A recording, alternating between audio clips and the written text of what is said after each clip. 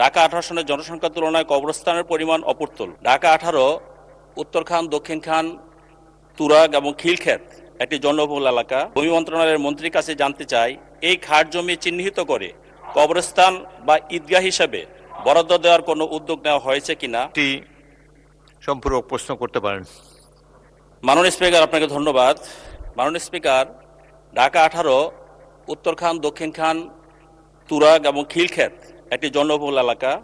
আমি মন্ত্রী মহোদয়ের কাছে জানতে চাই, ঢাকা 18 সনের জনসংখ্যার তুলনায় কবরস্থানের পরিমাণ অপূর্তুল। অন্যদিকে এলাকায় থাকা খাস জমি জনকল্যাণে কতটুকু কার্যকরভাবে ব্যবহার হচ্ছে তা নিয়ে প্রশ্ন রয়েছে। তা আমি মাননীয় মন্ত্রী, ভূমি মন্ত্রণালয়ের মন্ত্রীর কাছে জানতে চাই, এই খাস জমি চিহ্নিত করে কবরস্থান বা ঈদগাহ হিসাবে বরাদ্দ দেওয়ার কোনো উদ্যোগ নেওয়া হয়েছে কিনা, হয়ে থাকলে কবে নাগাদ এই বিষয়ে কার্যকর পদক্ষেপ নেওয়া হবে। মাননীয় স্পিকার, মানুষের শেষ ঠিকানা নিশ্চয়তা দেওয়া রাষ্ট্রের দায়িত্ব।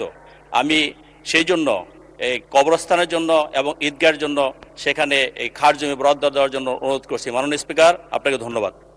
মাননীয় মন্ত্রী।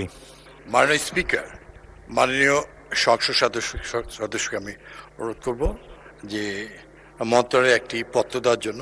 তবে আমাদের নীতিমালায় আছে যে খাস জমি, বিশেষ করে কবরস্থান এবং ধর্মীয় কাজে ব্যবহারের জন্য আমরা অবশ্যই তাদেরকে আমরা প্রদান করে থাকি। মাননীয় সংসদ সদস্য একটি পত্র দিলে আমরা অবশ্যই বিষয়টি অতি গুরুত্ব সহকারে বন্দোবস্তের ব্যবস্থা সুনিশ্চিত করবো ইনশাল্লাহ।